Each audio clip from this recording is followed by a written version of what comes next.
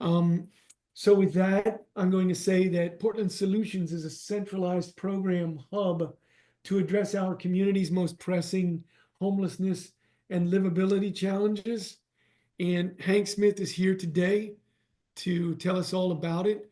Hank, if you're ready, please take it away. Uh, sure thing. Thanks, David.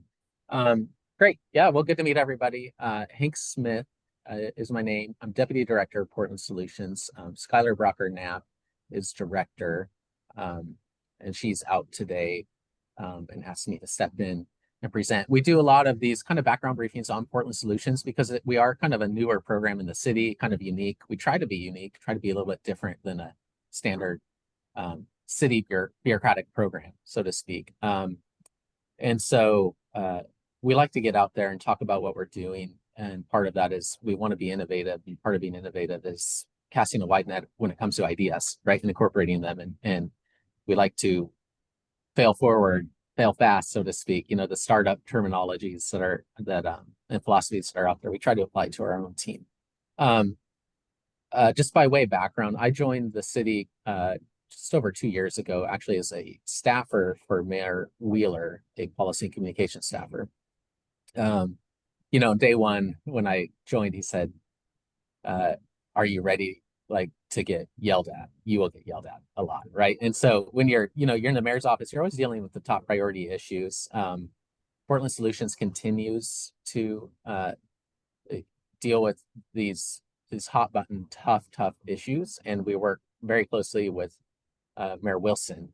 In fact, we have an office in his office just because we have to have that tight coordination.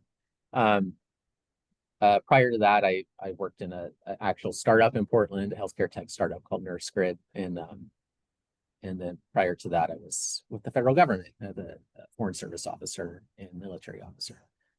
So different kind of experience. I try to bring it all into this job, and I really like building new teams and taking on challenges. So this is it's been a great opportunity for me. So let me share some slides here. This is kind of I'm going to share my whole screen, so you might see yourself briefly. Sorry for that. But I wanted to do that so I could jump back and forth between some dashboards and things we have that might be of interest and useful. Okay, let me kind of clear out some of this. My various screens. Okay, so I'm just going to jump in here. And I can't see you. So if you raise your hand or if there's audio cuts out, I'll be able to see here. Okay, so Portland Solutions, our tagline here, builds creative responses to Portland's most urgent challenges. It's hard to encapsulate everything, but when you kind of think the common sense aspect here is like the kind of the challenges and chaos that Portlanders feel when they see issues playing out in the street. So the issues regarding unsheltered homelessness, to drug use, to the small crime, to the garbage, to the things like, why can't we do anything? What's going on? And we want to be innovative and build solutions to deal with those. We still have to operate within the bounds of the law, which can sometimes be, inhibitive, but for a good reason. It just can slow things down from an efficiency perspective, but we want to be able to communicate clearly what we are doing, why, what constraints we have. And we have 4 pillars in our program. The shelter services team. So this is the city's team that does shelters for homeless. We work closely with the county team, the former Joint Office of Homeless Services. They're going now by Homeless Response or Homeless Services Department.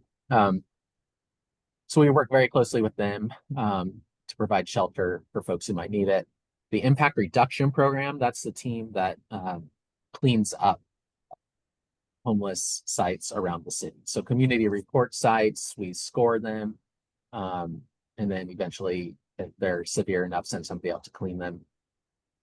We just hit a record last month of 800 cleanups in the past month. Public Environment Management Office, HEMO. Some of you may know them just from being involved in their meetings. They have problem solver meetings. But this is the office that's really all about cutting through red tape and trying to get just things done quickly to clean up the streets, add lighting where it needs to be lit, work with PBOT to take care of maybe some issues that are impacting the community, PBOT right away. So they work quickly to just get things done. And Street Services Coordination Center, that's really our outreach team.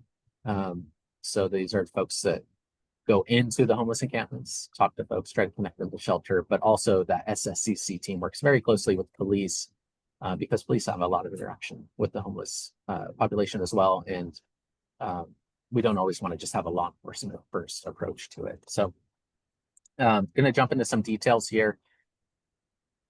From our shelter team, you can see a picture of one of our pod villages there. Currently, we have 9 alternative shelters, mostly built over the last 3 years. That's about 1,000 people per night. These are the pod. When I say alternative shelter, I'm talking about like the pods, the tiny houses that you see there. 24/7 shelters, lots of wraparound services, a very expensive kind of shelter, intended for what we call high acuity cases. So, to shorten a very long story, we have a situation in our community and country to a certain extent where there's a lot of folks with severe mental illness that is untreated. There's very challenging substance use disorder issues, and not a lot of beds and treatment options available to folks. Also, the nature of the drugs have changed. Fentanyl is different ballgame than even heroin, and so these issues play out in the street, and so they intersect with homelessness. Just to state what everybody already knows, right? And so those high acuity cases, we can't always just find a bed at the state hospital for somebody with serious mental illness. In fact, the state hospital is full of people who committed a crime but have been determined not ready to stand trial. We just don't have beds for these. So we have these alternative shelters with a lot of services, and as a result, they're more expensive per night basis, anywhere from $100 to $180 per night per person.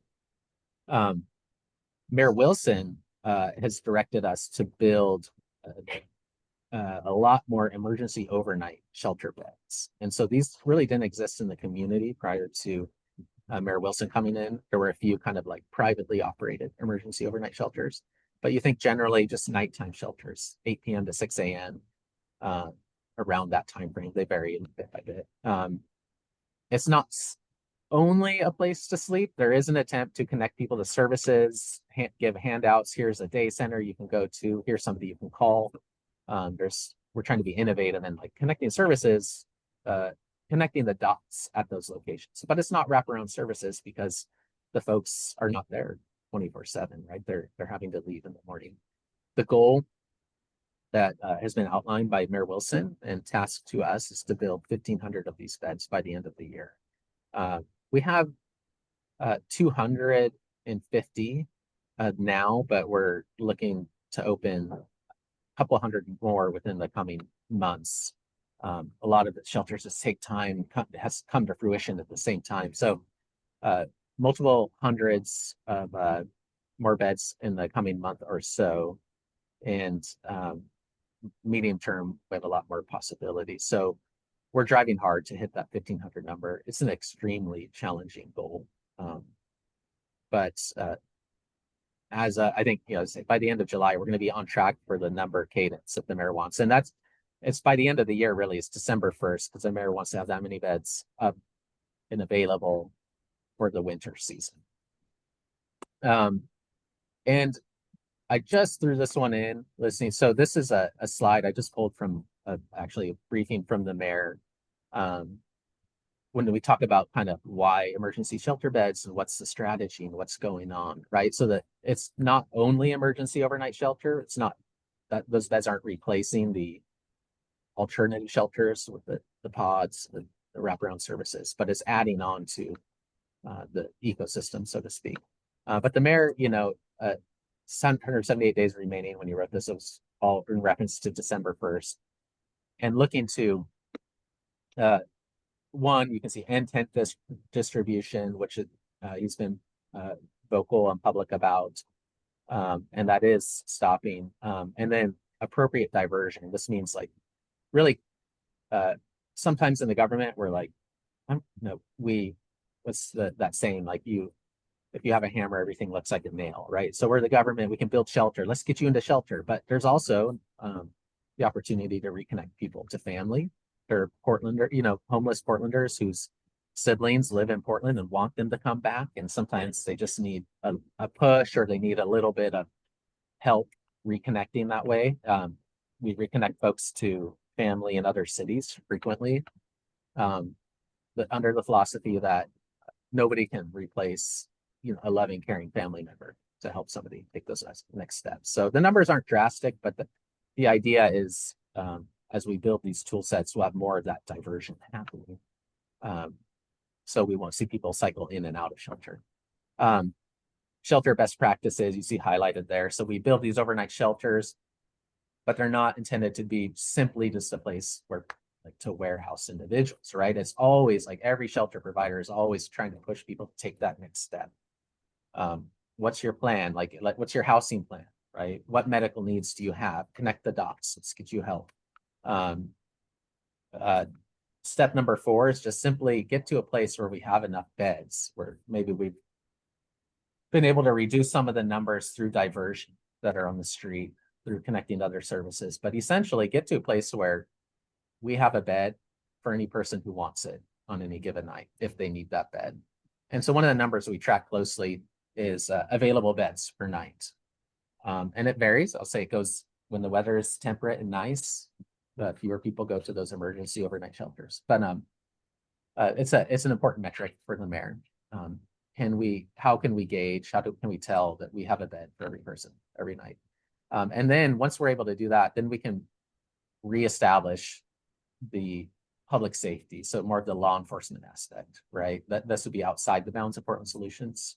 But to say, once we have the service structure, the bed available for everybody every night, then we can lean on law enforcement to hold community standards in a more strict way. And then number 6, housing strike team. Besides Portland Housing Bureau kind of building affordable housing, doing that, we haven't typically run housing voucher programs, right? That's usually been funded through the county, federal money, state money, et cetera. But we are building a small housing strike team that the mayor is just highlighting in the slide.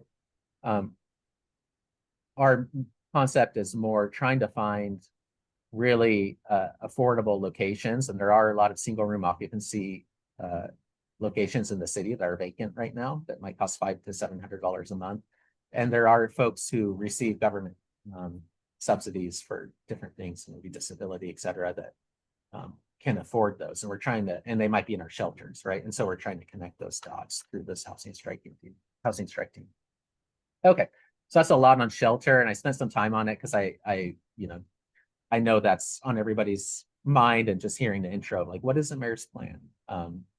But beyond just shelter and getting folks off the street, the other pillars of Portland Solutions include this impact reduction program. So, this is the team that goes out and cleans up campsites, and it's not willy-nilly. You can see from the FY 23-24, over 100,000 community reports of locations. These reports come in, and it's like, hey, there's a tent in front of my house business, et cetera.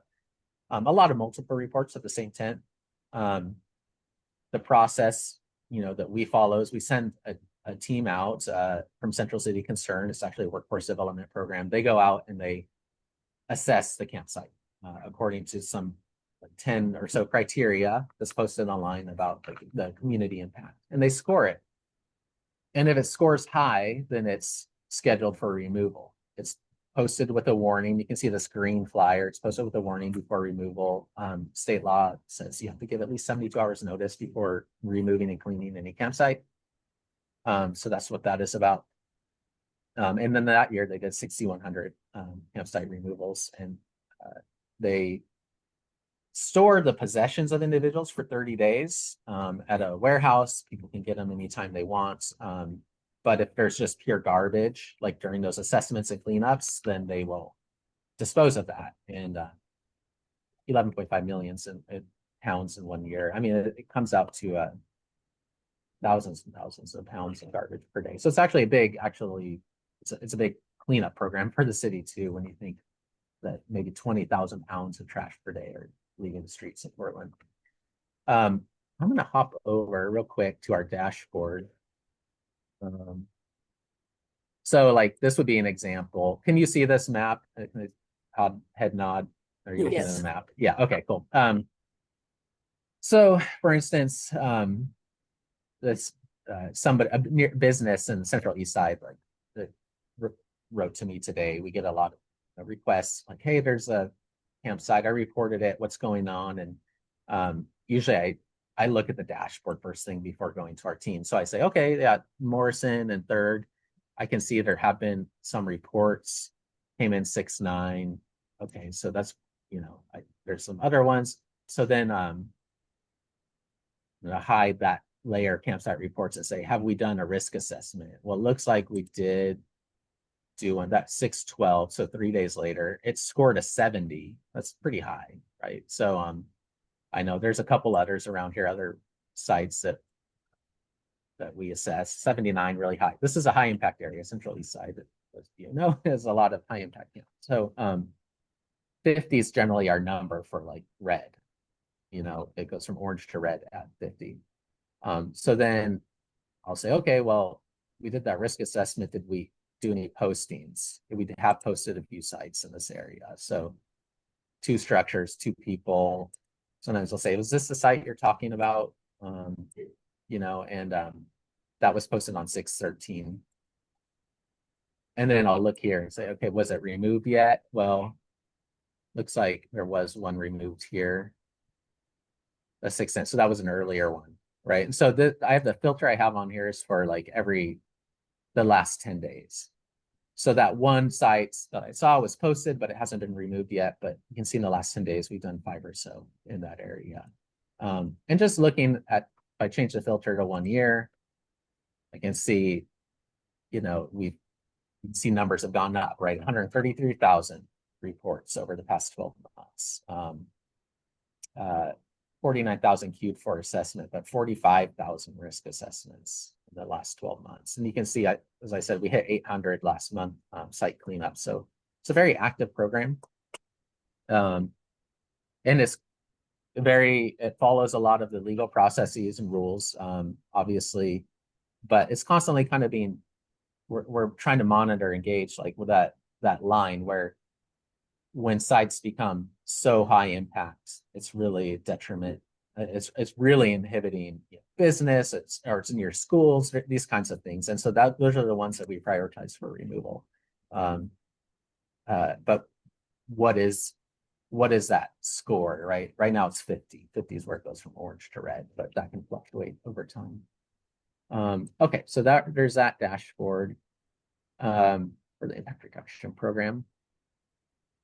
And on this presentation, they have the online locations. You can report it, just like in City of Portland, you can report lots of issues, whether it's graffiti, this, that. But the campsite report one is one of the most heavily used. A lot of people just call 311 to report a campsite, and then they go to this form and just report it on behalf of the caller. So it's a pretty technology-driven process. They have a couple before and after pictures. They take photos of everything they do, and it's stored in our systems, and a lot of them are publicly available, just before after photos, so folks can see. The program is not only doing this impact reduction program is not only just doing cleanups. They do support and work with some more service-oriented programs too. So they have a laundry facility that's folks can use. If you're homeless, you can use it, but also a lot of times the clothes that they get during campsite cleanups, or there might be a pile of kind of dirty clothes. They take those, they store it for 30 days, but if nobody claims it, they'll wash them and kind of recycle the clothes. So it's just trying to reduce waste that way. There's a day storage location in Old Town, kind of near the Blanchet House, if you know where that is. So folks can store their possessions temporarily. And they sponsor kind of this glitter staff. It's called Ground Score. It's a workforce development program, formerly homeless individuals picking up trash, kind of low barrier to get in and earn some money, and then rise through the ranks if there's continued interest. So that's a program they help sponsor as part of their impact reduction efforts. Okay, turning to another one of our pillars here, the Public Environment Management Office, PEMO. So not as directly involved in homeless services, but is often talking to the community about managing some of the impacts of maybe the homeless in their neighborhood. They host what's are called problem solver meetings around the city. Really, the problem solver meetings cover geographic areas that kind of pull together business districts with neighborhoods. They don't just align to like neighborhood association boundaries, but it's areas of kind of economic zones that function together. And these are 30 minutes or an hour, and they're intended to be no nonsense, like highlight your issues.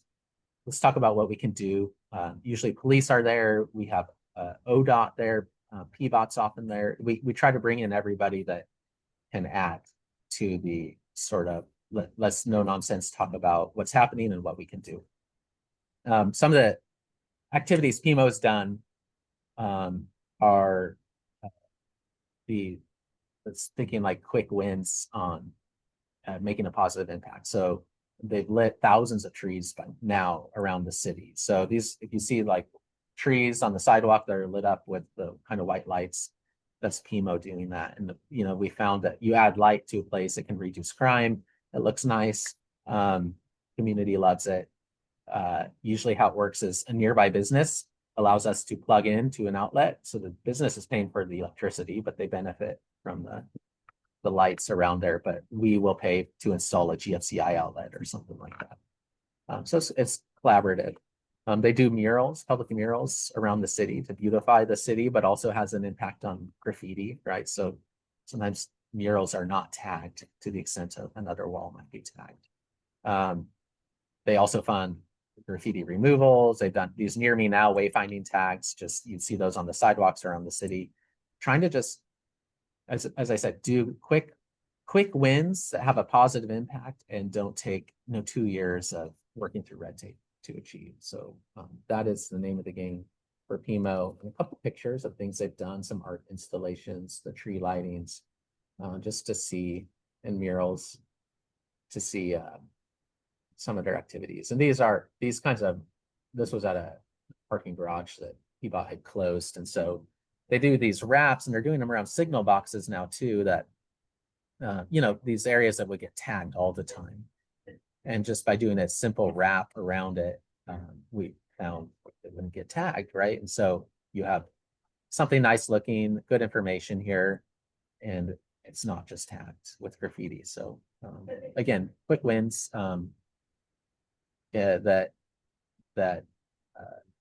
have a positive impact, but maybe are not like, we're not arrest the tagger or anything like that, but we did something to environmentally make it better. And finally, our Street Services Coordination Center. This is our outreach team. Right now it's 4 people, but we just got funded. The budget has to get the final approval, but it looks like we'll get approved to expand that team by another 10 individuals. And that just speaks to the critical nature of what outreach does. Our outreach team, the city's outreach team, we ask a lot of, right? We ask them to work side by side with police when police need it. We ask them to go into the hardest campsites and engage with people. We're really focused on reducing the impact of some of the most high impact campsites around the city, because we in the city of Portland feel the pressure and feel responsible for maintaining the public right of way. And so some of these really massive sites where folks are refusing shelter repeatedly, et cetera, that's what we're asking this team to go into. You go in there, build trust, be convincing,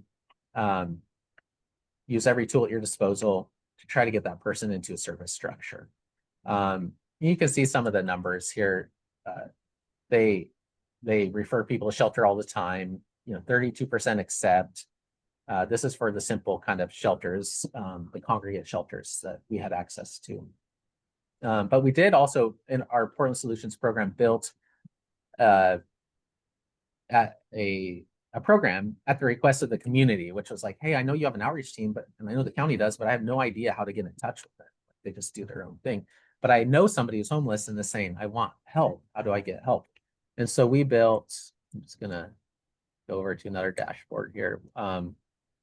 We built this program, again, saying, okay, let's try this quickly, see if it'll work. We work with 311, and we call it Request Assistance from City Street Outreach Worker. So you can go on and just enter basic information, about a request for myself or somebody I know, what's their name and where are they, basically is what we're asking. And that flows into a smart sheet, database, really large smart sheet that we have that they assign it to their outreach workers to try to get in touch with those people and figure out what they need. It could be reconnecting the family. It could be shelter. It's often people asking for a pod. People really want one of those pods. That tends to be, we don't have enough, but that tends to be a big request coming through here.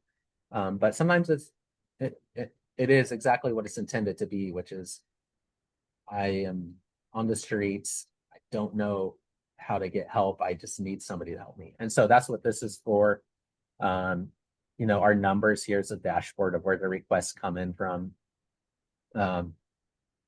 We try to deduplicate, how many folks are coming in. So, 75 to 160, but number of calls we're getting, because a lot of people call multiple times, around 400 to 500 a month. So that is one useful and important thing that this program has done. And again, that was a community member's idea. I was like, that's a good idea. Let's see what we can build. And we did it, and it's proven useful. So we keep it around and try to innovate.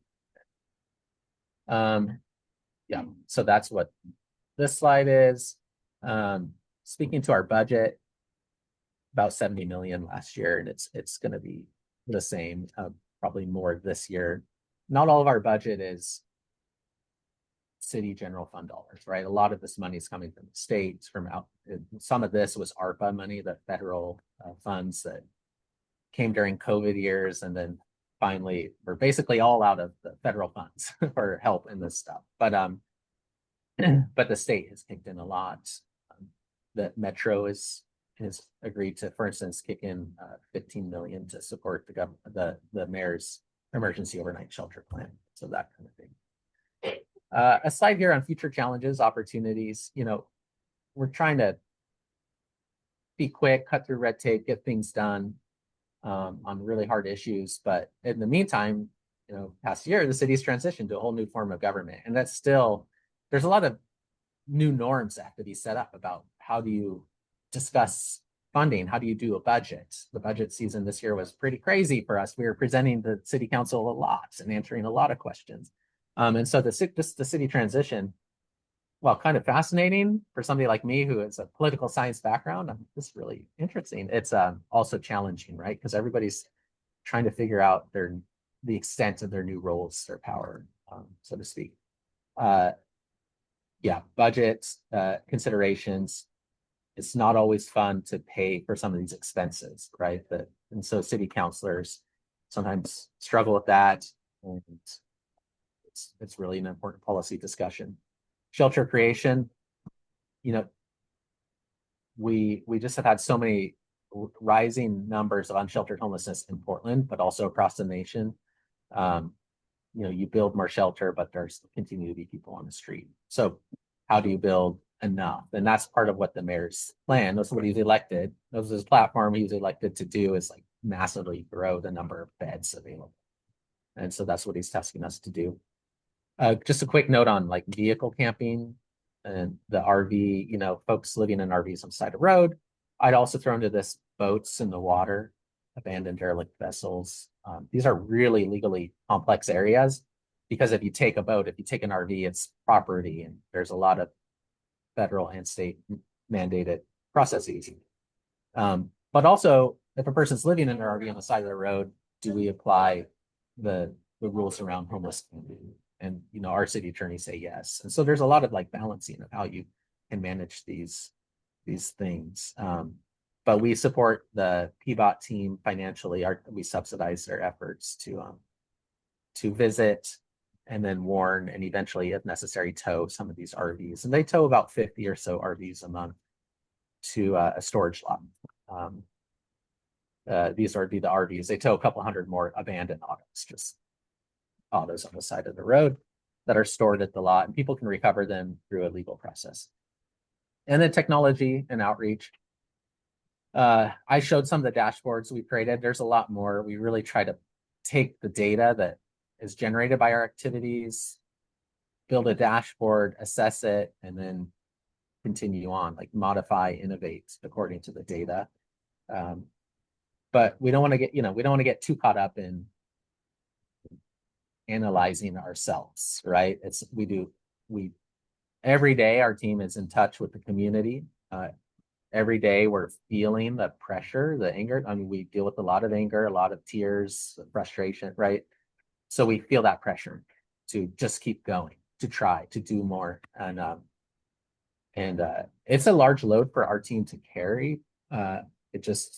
Almost emotionally that can wear on our team. So our team is only about 30 people right now. So I'm conscious of that, as the deputy director of the team, but it's what we're called to do, right? So it's, in the one sense, our team is talking to the person on the street who's saying, I've been trying to get help and nobody has been able to help me.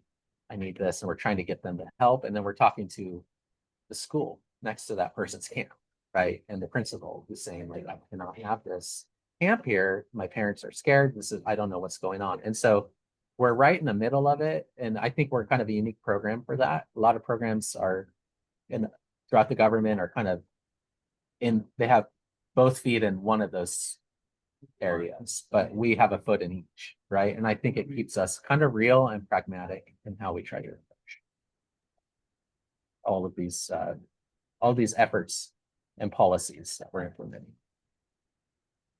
Okay, I will stop sharing.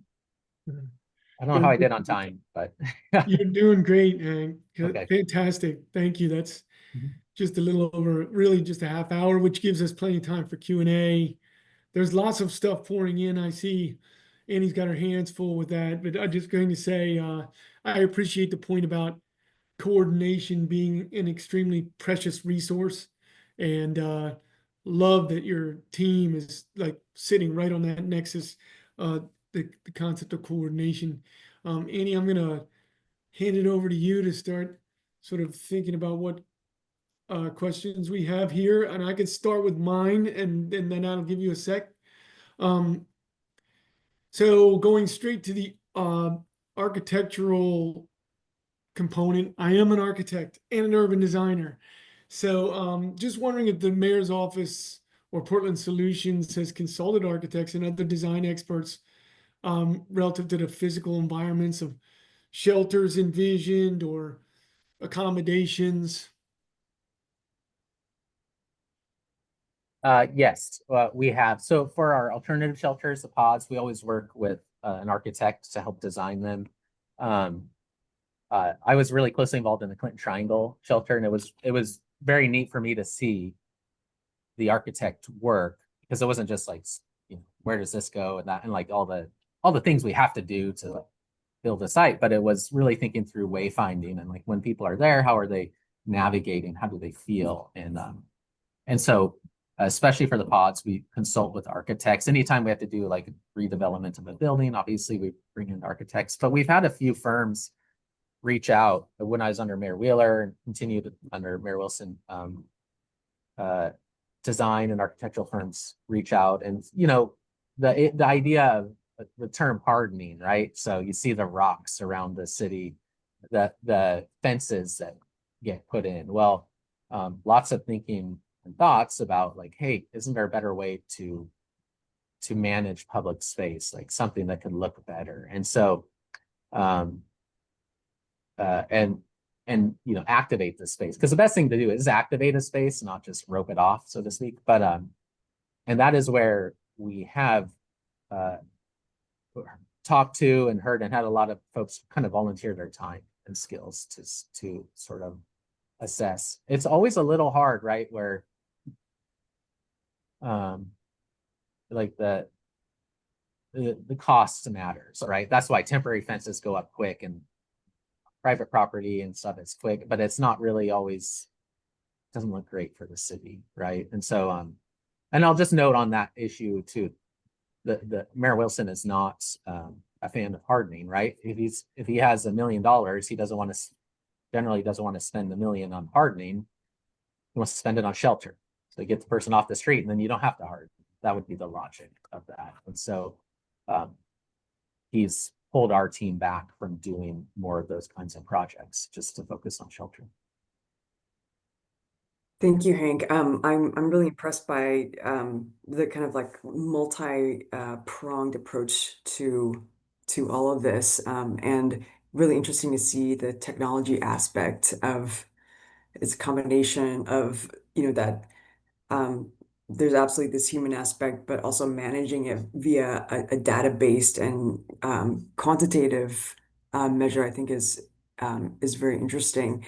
I'm gonna go through kind of some of the questions here that came through the chat, addressing some of the more human aspect to this. What is the intention to provide more full service shelter as opposed to overnight shelter only? And what would be the next step beyond the overnight shelter solution? Mm-hmm. Yeah, so we're maintaining our wraparound, our alternative shelters. So that's like 1,000 people. I think the folks who might need the most care. The overnight shelter, it is a place to sleep. Those are, as I said, those are places to try to connect folks to other opportunities. But part of the plan that I didn't mention is we're being tasked to build day service locations as well. So there's a shelter somebody can sleep at, but also a place during the day they can go to, and that's where they would be connected to housing navigators, right? The day services would include the service provider doing some of that, but also providing the space for others to come in and make those connections.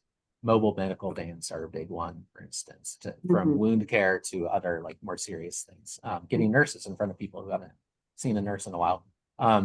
So yeah, so that's on the emergency overnight shelter. It's not just go there, sleep, and we're done. It is, here's your closest service location, and we're trying to build more of those so that in the daytime they can be.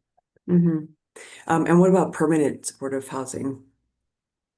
Yeah, so that's, that's a little bit outside our bounds, right? So a lot of the dollars, SHS dollars, and especially permanent supportive housing dollars, because it's permanent, right? It's expensive. Those are flowing through the county, and so we work closely with the county, and where we've had a lot of success when the money is there and the programs are up and running, of connecting folks in our shelters, especially those alternative shelters, right, to housing. The Clinton Triangle shelter, shortly after it was built, the governor declared an emergency and there was housing dollars thrown our way. It was all through the county, but we work closely, right? And usually how it works is like, here's $2 million and it's enough to put 40 people into housing. I'm just making a number up here, but we were getting a person out of our shelter, on average, one person a day out of our shelter. And right, and then when that was happening, I was telling you folks, like, you can see a way out of this, right? You can start to see it when it's happening that fast. But after that, those funds ran out, we didn't have near as many dollars coming in for supportive housing, let alone permanent supportive housing. So those are challenges we have, right? You're in our shelter now. How can we get you into housing? And we're trying to broaden that expanse, the definition of housing, right? The housing might be reconnection to family, like going into a house with, we sometimes see that with youth. We have a lot of youth, youth isn't under 26. That we have had some success reconnecting to parents who are looking for them. Somebody gets tired of living on the street, right? And maybe for a couple of years didn't want to call mom or dad, but now is willing. So we've had success there. So that's where we're at. I wish it was like a spigot of housing dollars or housing opportunities. So we're just there that when somebody's ready, they can just go get it. Fortunately, those dollars seem to run out pretty fast. Yeah. And how much visibility do you have after a camp is removed of that individual? Like what happens post? Yeah.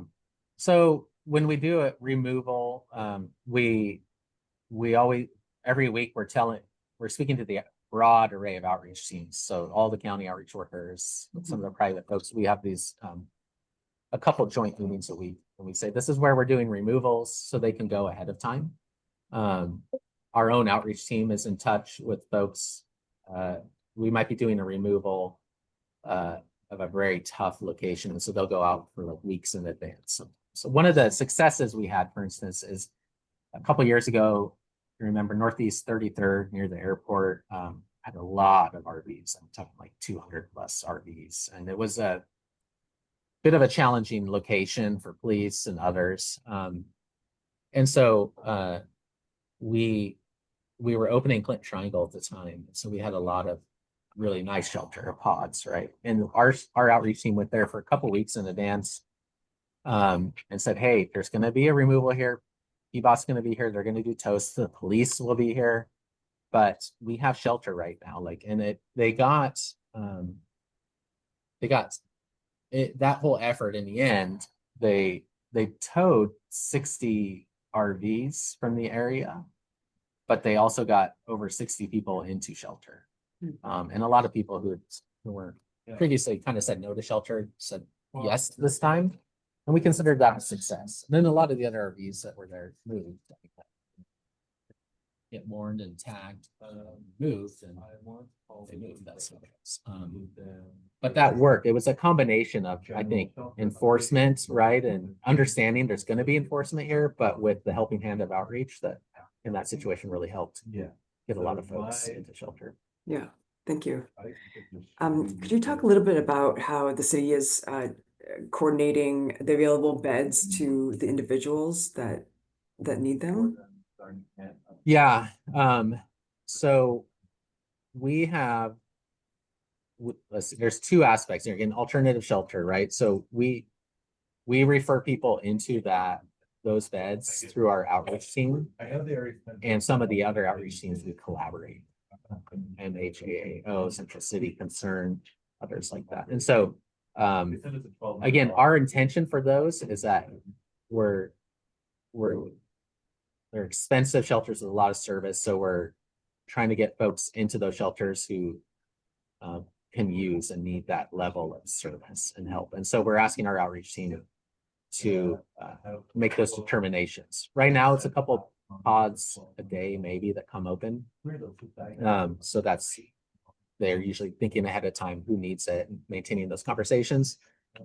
Overnight shelter is different. What we want to do is be able to show in real time what's available. And so I directed our team, I didn't show it, share my screen again. Didn't show it, but we built a detox availability tool that was like, I was working with detox centers to say, like, if you have a bed, how can we make sure outreach knows there's a bed there? And we went back and forth, and they were like, you know, what's best is just like a red light, green light. If we have a bed, just make it green, and people know they can send somebody or they can call, and we'll coordinate it. And I can pull that up. But we copied that for our overnight shelter beds. And so we're just getting past the like trial period for this, and they're going to roll it out more publicly. But we have our two current shelters, the Moore Street and Safes, that are green. They're green right now because they've had beds available the past couple days. If they get to like 8 p.m. and they're 95% full, they'll switch it to red, right? And so we want this to be available to folks. These two shelters that are X right now, it's because they're not open, but they're going to open in the next week or so. So 100 beds here and 80 beds at St. Stephen's downtown. Yeah, so that's how we're approaching it with the emergency overnight shelter beds. So you go if you can see what's available, and you'll be able to go. But for our pods, it's a little more controlled. There's just not so many. Demand is overwhelming, and we're really trying to focus on the folks who need that level of service. Yeah, thank you. in terms of public restrooms, are there goals for a number of public restrooms that are accessible, especially in the downtown area? There are, yeah, I mean, there are numbers or like that I've seen, that's not quite in our team's arena for that like massive infrastructure, but a couple things we've done on restrooms. One, we experimented with an outhouse program, and we still have a few. You see the red outhouses, that's under Portland Solutions.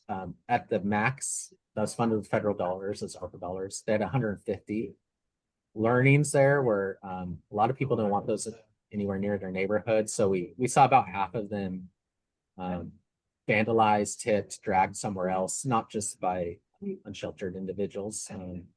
And then a host of other ones just burned down, things like that, right? It's a tough situation, right? But there's a few areas where they've proven useful. So like the Blanchet House in Old Town, we have supported them with having one nearby for a long time because their own restrooms were getting too damaged when they were letting participants use them. Although that one in Old Town did just burn down, so it's gone right now. You wouldn't see it if you look. But the other aspect we're doing, the other way we're being involved here with restrooms is the Portland loos that are downtown and some of the parks locations. We're trying to support parks and PBOT with managing those. And so we're experimenting with putting an attendant. We would fund an attendant, an outreach kind of person to be at the restroom all day, engage with people, talk. But this is kind of what it takes to keep those restrooms from getting out of commission really quickly. We clean them twice a day. The Portland already, I should say, we the city, PBOT cleans them, and Parks cleans them twice a day. They have a contract to do that. But learnings from San Francisco and other cities shows, and the same thing with elevators. Sometimes you have to have an attendant there, or you quickly kind of lose control, and it's cheaper to have an attendant there. So that's kind of where we get involved. Yeah. As in regards to pod sites or shelter locations, how are these sites evaluated and selected? Yeah, it's a combination of factors. So there's one, just the like hard criteria of size, zoning, utilities, things like that. And that really narrows down a lot. And then there's the property owner, the landlords. Not everybody wants to rent to no shelter. And so it's a common, and then there's, just geographically, like we have heat maps of where homeless campsites are, where's the population, so where's their shelter need. And so we do want to geographically spread things out. So it's a combination of what I think that I'd say the community wants, for the most part, is like, a sober assessment of like what's fair and where things should go and why, combined with the kind of crisis urgent mentality that we have, that we're being pushed to do, which is like, if there's an opportunity to use this building here because it fits the zoning and the landlord wants to go and it can be up and running in 3 months, okay, let's go with that.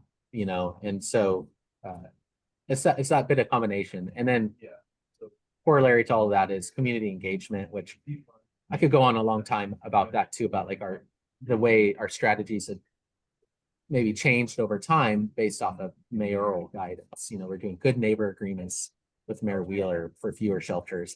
Mayor Wilson's not having us do good neighbor agreements, but is asking us to make commitments around the shelters, and we engage about those shelters through that PMO problem solver network, right?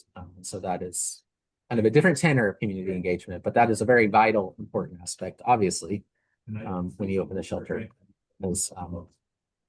It's a big impact. It's a big ask for neighbors, right? To have a shelter near them. But I always like to think like this: the shelter is not successful. It's not an island unto itself, right? If it's going to be successful, we want to make it successful for the neighborhood too, to the best of our ability, right? We want to draw a big circle around these shelters. Yeah.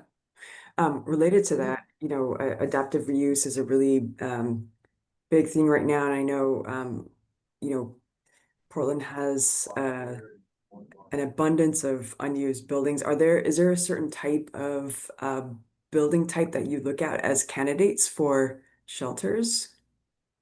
Yeah, we it's we look at the zoning, the land use, that kind of thing, right? That matters a lot. I know there's often a lot of like, can you do housing or shelter in an office building? And there is, under some emergency provisions, the ability to use those locations for shelter. Most landlords, like of the empty office buildings and such, in our experience, aren't looking to have a shelter in them for different reasons. And so that plays into it a lot. But yeah, we're generally looking for that infrastructure. Like, is it, can people stay in there as a shelter? And is it, is it safe? Does it have the restrooms? Does it have some showers, ideally? Things like that. Then that start. And that's where we're looking at for emergency overnight shelters. For the pods is a little different. We used, for the North Portland RV shelter site that we put in a year or so ago, we had to have a large amount of space to have parking for RVs. But then we had to develop it. We had to put the electricity in there so that the RVs could have electricity. And then, of course, you have to have adequate restrooms, water, and things like that. So we have pods plus RVs at that site. But that was kind of raw land, and it was owned by Bureau of Environmental Services. So it's all kind of within the city. We're able to develop that out with the logic that as we paved it for the shelter, long-term use of the site will be for BES to store their own vehicles there, as have always been their intention. And so we're trying to say, well, we'll recoup some of that investment in the long run for their purposes. Yeah. Thank you. I know we have a hard stop at 1, so maybe time for just a couple more questions. Next one is is there a set of objective criteria that are used to evaluate campsites for health and safety risk? What does this process look like, and what are the face-to-face interactions with those residents like? Yes. So there is our impact reduction program hosts the criteria and policy online. So you can find it, but I'm gonna share real quick. Some of these the criteria are what we want, but some are mandated by like various lawsuits we've had over many years. And so, conspicuous drug use, et cetera, proximity to school park, things like, size of camp, how many structures and vehicles are there. So as I said, when they're assessed, the general process is it's all report driven. Community member reports a campsite. Usually within 2 days, we have that assessment team there. The assessment team is friendly, right? They're often formerly homeless. Central City concern, where we don't want them to be, we don't want them to have a negative relationship as they go to all these sites around the city. And so they'll clean up what they can. Hey, do you have any garbage? Can I take any? Here's a bottle of water, et cetera.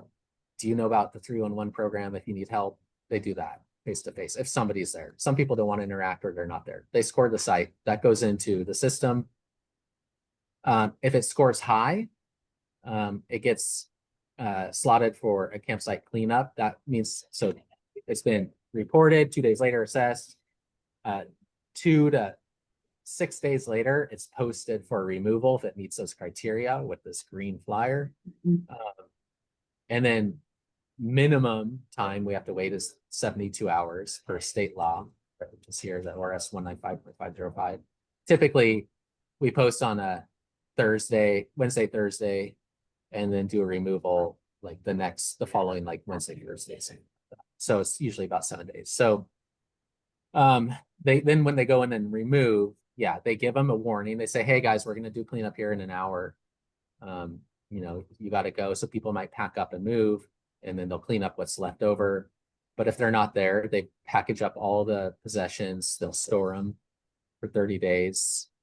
That's state law.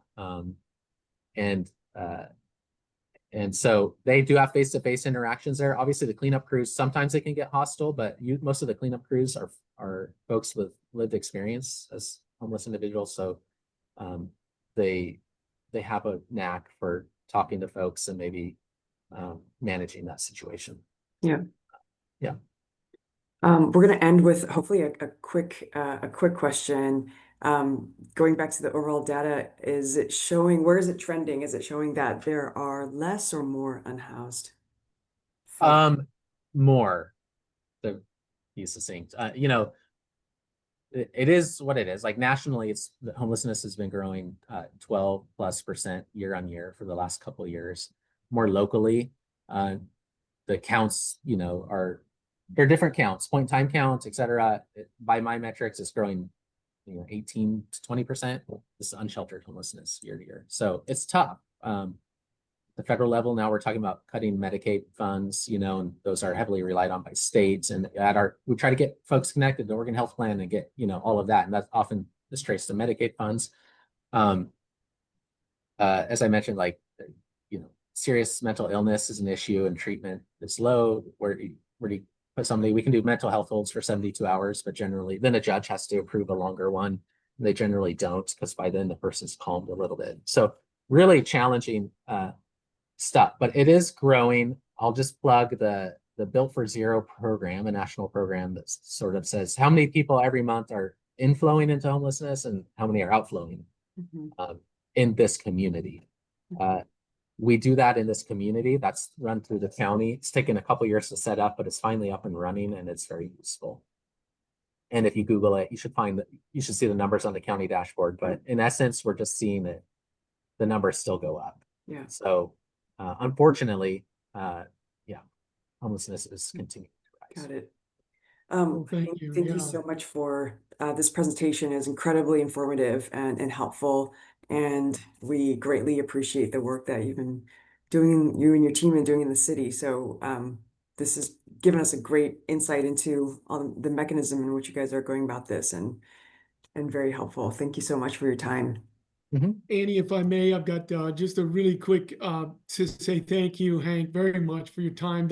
Our Q&A chat overfloweth. There's lots of folks with really interesting points, and maybe you can take a peek at that, and certainly, hopefully, they'll email you. We'd love for everybody to stay connected in this and coordinating our thoughts and actions. And as a closing point, I had a piece in the chat that didn't get to, and that's okay, which is urban design, which this entire group convened here today has a shared interest in urban design. And we would ask for your group, as well as the designers that work for you, the mayor's office, the city, to think about shared public open space and the value of that thoughtfully designed, both for your clients and for the community that they are in when you get these shelters and other pods and things together, facing all the other challenges you have. That's something I wanted to plug. I'm going to jump. Hank, you have any last thoughts? No, I appreciate everybody's time. We really appreciate if folks have time to volunteer, insights, ideas, please do send them my way. Like I said, we try to be innovative and just move fast. And I'll look through the chat and try to reply to questions that we get and continue. Great. Awesome. Thank you Thanks so much. Thanks, everyone. Thanks, Thank you. Annie. See Bye. you in July, Thank you. everyone. Not even